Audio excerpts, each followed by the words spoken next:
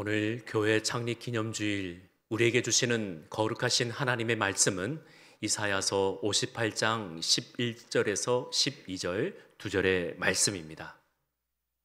구약 1039면에 있습니다. 이사야 58장 11절, 12절 두 절 말씀입니다. 11절을 제가 읽고 12절을 함께 읽도록 하겠습니다. 여호와가 너를 항상 인도하여 메마른 곳에서도 내 영혼을 만족하게 하며 내 뼈를 견고하게 하리니 너는 물된 동산 같겠고 물이 끊어지지 아니하는 샘 같을 것이라.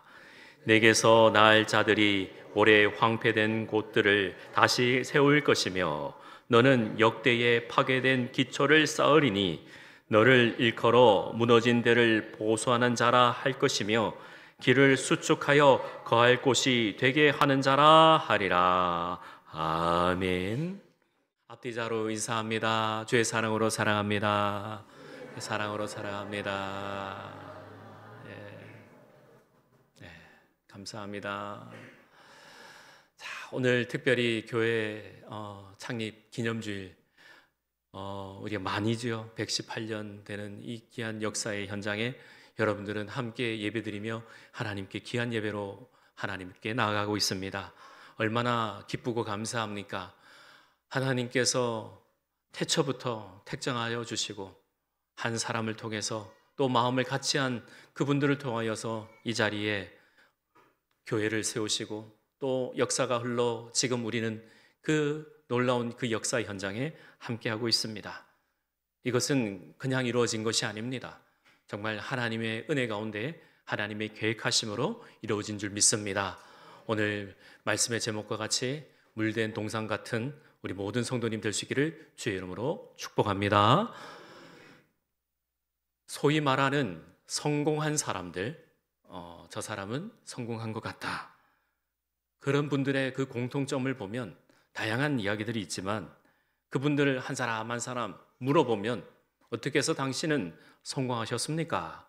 라고 물으면 대부분 이런 이야기를 합니다. 당신은 비전이 있는가? 꿈이 있는가? 이렇게 이야기를 합니다. 비전을 가진 사람들, 그리고 계획을 가진 사람들, 또 소중한 것을 가지고 아낄 줄 아는 사람들이 대부분 어떤 분야에서든지 이름을 드날리고 성공을 하게 됩니다. 그래서 그분들의 그 발자취를 하나하나 살펴보면 그냥 왔다 가는 인생들이 아니라 반드시 누군가로부터 전해준 또 누군가에게 맡겨준 그러한 비전과 계획을 정말 계획 가운데 규모 있게 잘 실행했던 사람들이 소위 말하는 성공한 사람들이다 할 수 있겠습니다. 비전이 없는 사람은 다른 사람들을 따라하기 바쁘죠. 꿈이 없는 사람들은 다른 사람들을 그냥 원망하기만 바쁘죠. 우리는 하나님의 계획과 하나님의 뜻과 하나님께서 주어진 그 명령을 품고 살아나가기를 다짐합니다. 어느 고대 도시의 왕이 이제 나이가 많이 들어서 연로하여서 후계자를 모색하고 다음 후계자를 누구를 세울지 고민해 있었습니다. 누구를 세울까? 어떤 사람이 이 나라 이 민족을 이어받을 수 있을까? 그래서 강료들을 모아서 의논을 합니다. 어떻게 하면 내 뒤를 이을 후계자를 세울까 했더니 여러 가지 의견 가운데 한번 오디션을 한번 보시죠. 그랬습니다. 한 번도 그런 적이 없었어요. 왜냐하면 다 아들 그리고 딸들에게 물려줬는데 이번만큼은 정말 확실한 사람을 세우고 싶다. 그래서 오디션을 보았습니다. 그리고 얼마나 이것이 어렵게 진행됐는지 그 많은 사람들 가운데 딱 3명을 뽑아서 자리에 앉혔습니다. 너희들 수고했다. 열심히 했다. 그러나 이제 마지막 관문이다. 너희들 어떻게 하면 이 나라를 잘 이끌지 마음에 염두에 두고 내가 너희들에게 마지막으로 분부한다. 우리나라에는 저기 높은 산이 있지 않느냐.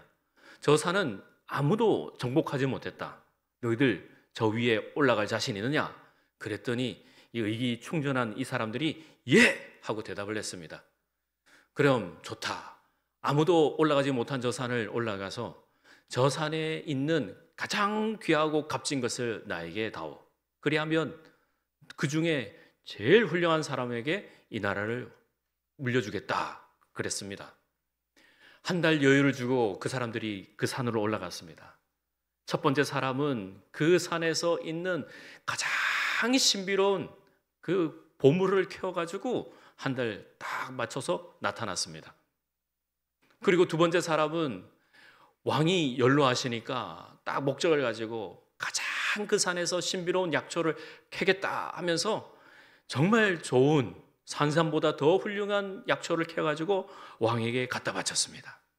그리고 세 번째 사람은 들어오는데요, 털털털털털 이렇게 들어오는 거예요. 손에 아무것도 쥔 게 없어요. 왕이 놀랐습니다. 너는 뭐 가지고 왔는데? 그래 물었습니다. 예, 저는 왕이 저 높은 산을 왜 올라가라고 한지를 깨달았습니다. 저 산에 오르니까 지금까지 왕이 다스리신 이 모든 나라를 다 보이게 되었더군요. 저는 왕이 가졌던 그 비전을 제가 품고 왔습니다. 온 만국을 다 보여주신 왕의 그 꿈을 알고 그 비전을 알아 저는 제게 맡겨주시면 저는 이 나라의 민족을 왕께서 다스린 것뿐만 아니라 전능하신 신이 우리에게 맡겨주신 그 사명을 가지고 저는 이 나라를 잘 물려받아서 백성들을 잘 다스리고 영광이 되겠습니다. 그랬습니다. 누가 물려받았을까요? 예, 정답은 뻔하죠? 예, 세 번째 사람입니다. 말로만 한 게 아닙니다. 그 사람의 눈빛과 그 사람이 가진 행동과 그 사람의 그 진실성이 모든 사람들에게 감동을 주게 된 것이에요. 여러분, 우리의 마음이 그렇습니다. 이 자리에 나오실 때 한 주간 사시면서 이 모양 저 모양으로 사셨죠? 하나님께서는 아십니다.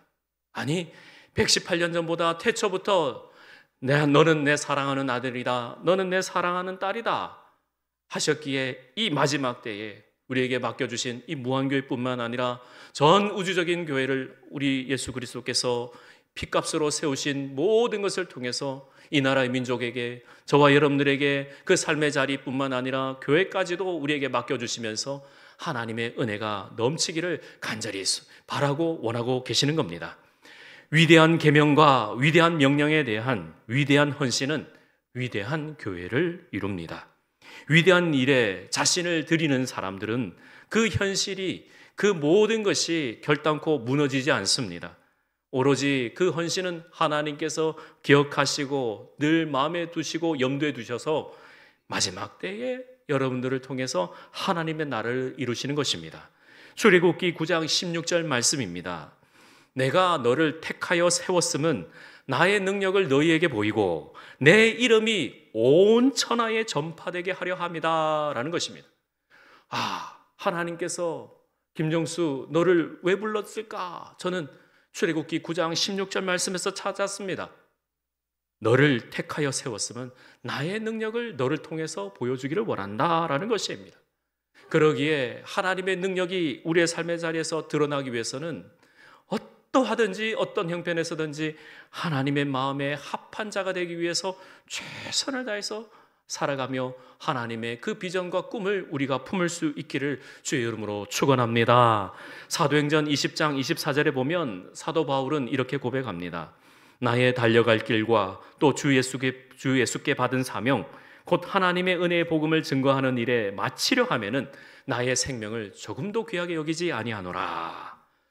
우리는 이 사도 바울의 고백뿐만 아니라 여러분들의 그 위대한 헌신과 위대한 수고가 하나님 나라를 이루는 데에 조금도 부족함 없는 줄 믿습니다. 지금은 비록 부족하고 연약하여도 이것이 차곡차곡 쌓여져서 하나님께서 기뻐하시는 것입니다.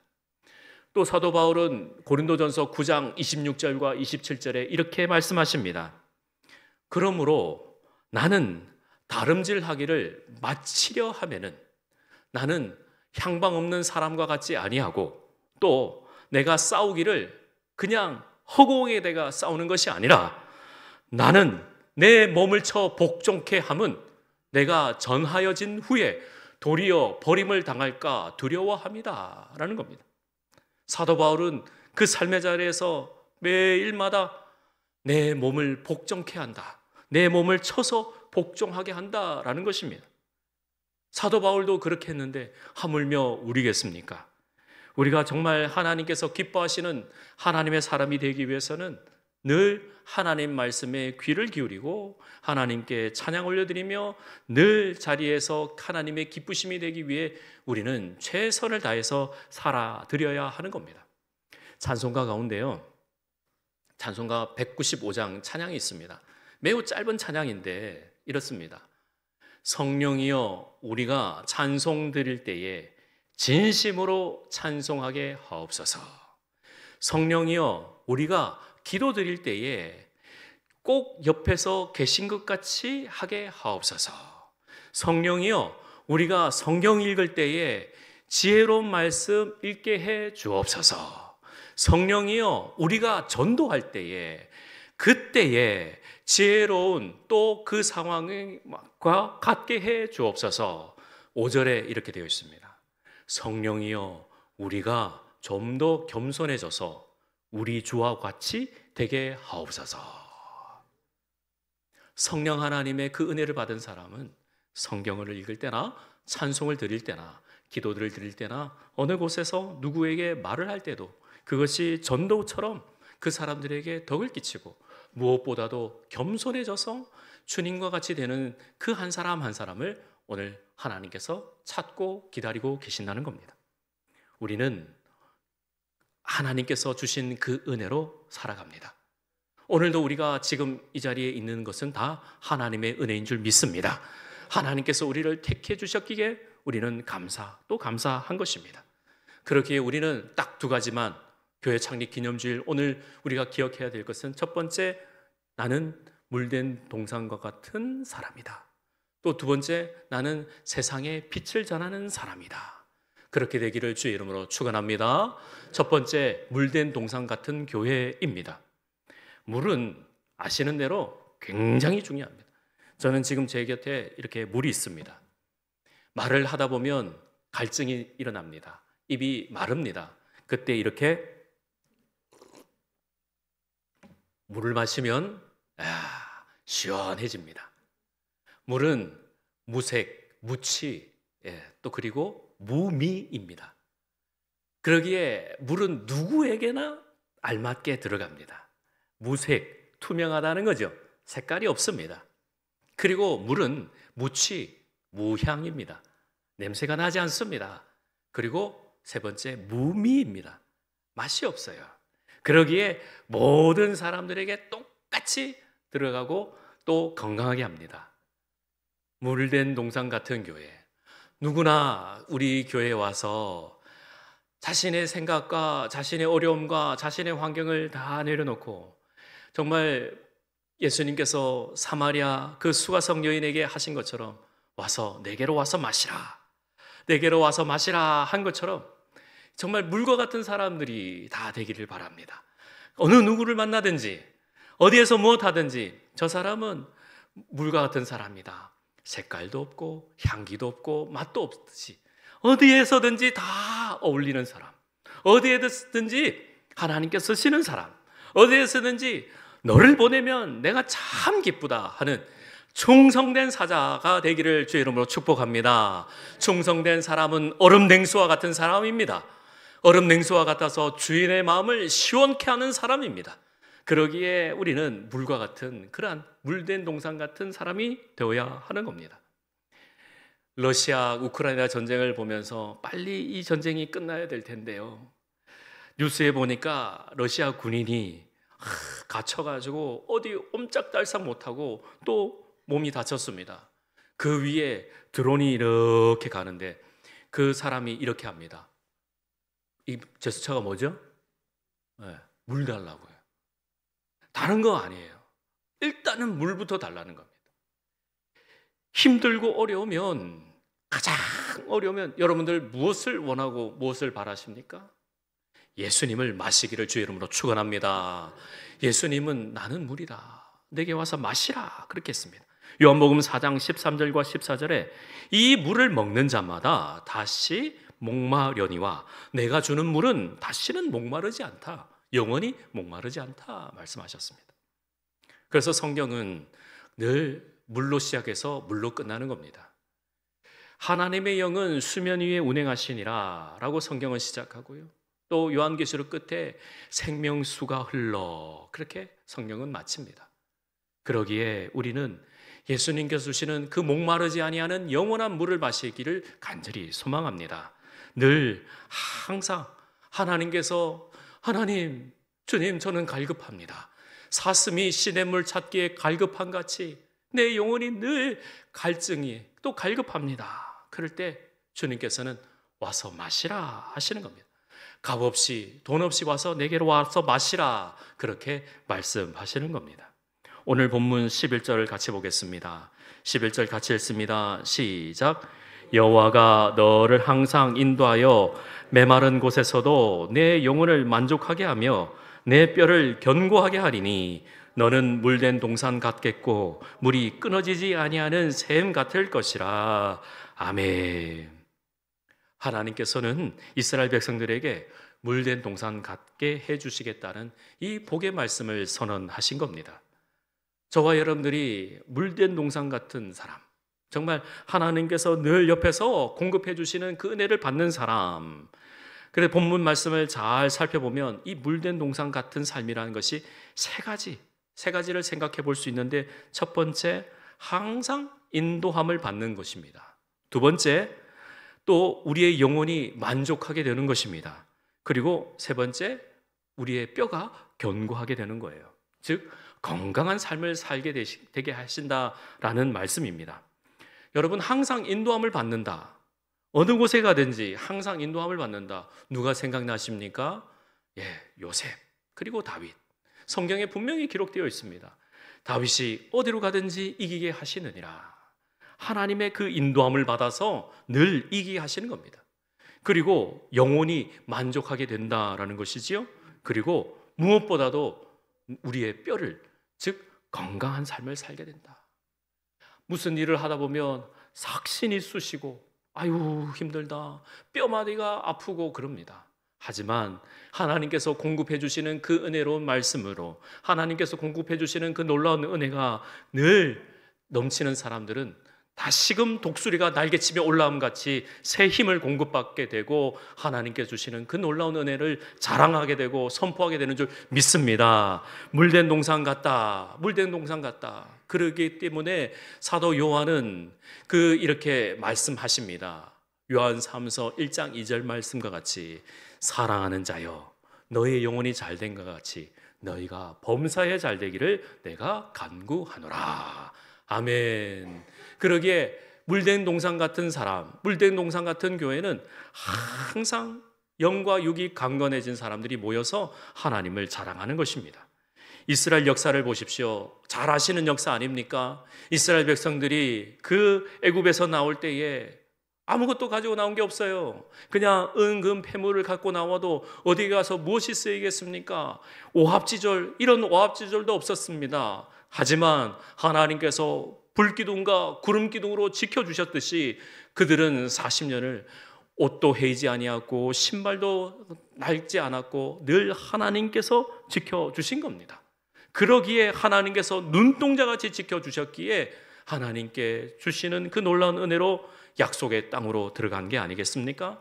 오늘 이 시간 저는 여러분들에게 물된 동산 같은 사람들 다 될 수 있기를 바랍니다.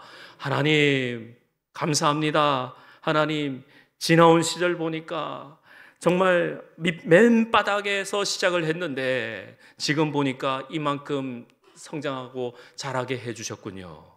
우리 모든 그런 고백 있지 않습니까? 저도 마찬가지입니다.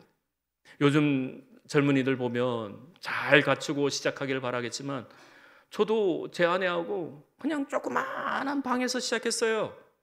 일컬어 학고방. 학고방에서 시작했어요. 아무것도 없이.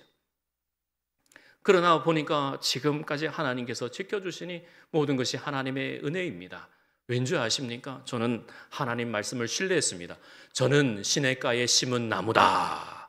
늘 하나님께서 공급해 주시는 그 은혜를 바라고 원했기 때문에 때마다 일마다 우리 귀한 장로님들 만나게 해주시고 또 우리 귀한 우리 목사님들 만나게 해주시고 또 귀한 분들 만나게 해주셔서 은혜를 주시기에 또 하나님께서 마치 꼭 불러주신 것처럼 옆에 이야기해 주시는 것처럼 제가 그런 말씀 드렸죠? 자주 이런 고백을 하라고요. 하나님께서 옆에 하고 계신다. 제 옆에서 꼭 말씀해 주고 계신다. 그럴 겁니다. 물된 동산 가정, 물된 동산 사업장, 물된 동산 학교, 물된 동산 교회, 우리가 선포하고 하나님께 감사를 올려드릴 때에 하나님께서 능히 이렇게 해주시는 줄 믿습니다. 할렐루야. 어느 한 처자가 늘 힘들었습니다. 아버지, 왜 저에게는 이런 고난과 어려움을 주십니까? 하나님, 너무나도 힘듭니다. 그렇게 고백하고 참다 못해서 목사님을 찾아갔습니다. 목사님, 정말 너무 어렵습니다. 너무 힘듭니다. 어떻게 할까요? 그랬더니 목사님께서 이렇게 이야기합니다. 자매님, 우리 저기 창고에 가서 소쿠리 이만한 거, 낡은 소쿠리가 있는데 거기에 물을 이만큼 가득 담아 오세요. 아니, 소쿠리에 물을 담아 오라고요? 하지만 순종했습니다.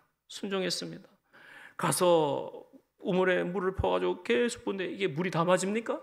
안 담아지죠. 안 담아져요. 말도 안 되는 거예요. 그래서 목사님한테 갔습니다. 그래도 원망하고 따지러 간 게 아닙니다. 목사님, 죄송해요. 소쿠리가 구멍이 뚫려져서 물을 못 담아왔어요. 자매님, 그거 낙심하지 마세요. 그 소쿠리에 구멍이 나는데 순종한 거 하나님께서 당신에게 복을 주실 거예요. 하지만 그 소쿠리에 있는 먼지는 떨어졌어요. 할렐루야. 우리 인생이 그렇습니다. 돌아보면은 다 나간 것 같고 없이 된 것 같지만 지금까지 지어내온 것 주의 크신 은혜다. 하나님께서 늘 지켜주셨고 보호해주셨고, 이 나라 민족을 보면 근심 있고 걱정이 있지만 이만큼 선진국 대열에 오르게 하시고, 또 한 사람을 통해서, 또 주변 사람을 통해서, 또 우리 교회나 어느 곳에든지 하나님께서 우리를 이렇게 모든 것이 은혜다라는 것입니다. 할렐루야. 그래서 우리는 물된 동산 같은 교회가 될 뿐만 아니라 세상에 빛이 되는 교회가 되어야 하는 것이에요.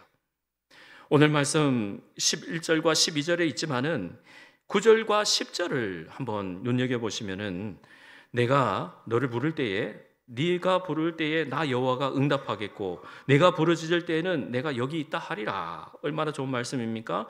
만일 네가 너희 중에서 멍에와 손가락질과 허망한 말을 제하여 버리고 줄인 자에게 내 심정이 동하며 괴로워하는 자의 심정을 만족하게 하면 너의 빛이 흑암 중에서 떠올라 내 어둠이 낮과 같이 될 것이며 라는 겁니다. 그리하면 너의 삶의 자리는 물된 동산 같게 해주겠다라는 것입니다.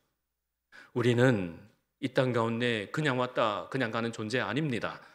그냥 왔다가 그냥 가는 그러한 사람들이 아닙니다. 마지막까지 주님께서 부르시는 그날까지 최선을 다해야 하는 것입니다. 하나님께서 우리의 삶의 자리에 늘 지키고 보호하고 계셔서 하나님의 크신 은혜가 넘치기를 주의 이름으로 축원합니다. 근엄하지만은 하는 모든 행동, 행사가 늘 안타까운 왕이 있었습니다. 이 왕이 발걸음을 옮길 때마다, 그 걸음할 때마다 맨발이어서 돌뿌리가 있어가지고 짜증을 엄청나게 내는 겁니다. 나 가기 싫어. 앙탈을 부리는 겁니다. 왜요? 돌 때문에 내 발이 찢어져. 그런데 내보고 순찰하라고, 순시하라고? 안 돼. 그렇게 막무가내로 이야기합니다. 그래도 왕이시여, 백성들의 그 민심을 살피셔야 합니다. 그래? 그러면 모든 땅에, 모든 바닥에 소가죽을 다 깔아라. 그런 이야기를 하는 겁니다. 그리고 그 명령이 딱 떨어지니까 곳곳에 방이 붙어가지고 왕이 전국에 다니는 곳곳마다 소가죽을 깔아래. 그런 이야기가 삽시간에 돕니다. 백성들이 얼마나 웃었을까요? 하지만 지혜로운 사람이 왕에게 말합니다. 왕이시여, 이 나라가 얼마나 넓습니까? 소를 다 잡아도 다 못 갑니다. 하지만 왕이시여, 왕, 당신 발에 소가죽을 입히면 어떨까요? 그 발에 소가죽을 입히면 어디로 가든지 발이 안전하게 될 것입니다. 좋은 생각이다. 그래서 왕발에다가 소 가죽을 입혔어요. 이게 바로 구두의 시작이래요. 할렐루야. 삶의 자리에서 이것이 안 되고 저것이 안 되고 원망과 불평이 있습니까? 내 뜻대로 안 되고 내 생각대로 안 된다고 그러한 것들이 있습니까? 하나님께 기도하십시오. 하나님, 나를 좀 물된 농산 같은 사람 되게 해주옵소서. 내게 누군가가 나를 통해서 만나면 새로운 비전과 꿈을 발견하게 해 주옵소서. 나를 통해서 하나님의 나라가 확장되게 해 주옵소서. 우리 교회가 맡겨진 사명인 줄 믿습니다. 항상 저는 새벽마다 이렇게 기도합니다. 누구를 만나든지 어디에서 무엇하든지 어디에서 누군가가 대화를 하든지 하나님의 마음이 있기를 바랍니다. 하나님 사람이 되기를 바랍니다. 그래야 물된 농산 같은 사람들 우리 교회가 될 줄 믿습니다. 9절부터 12절까지 정리하면 이거예요.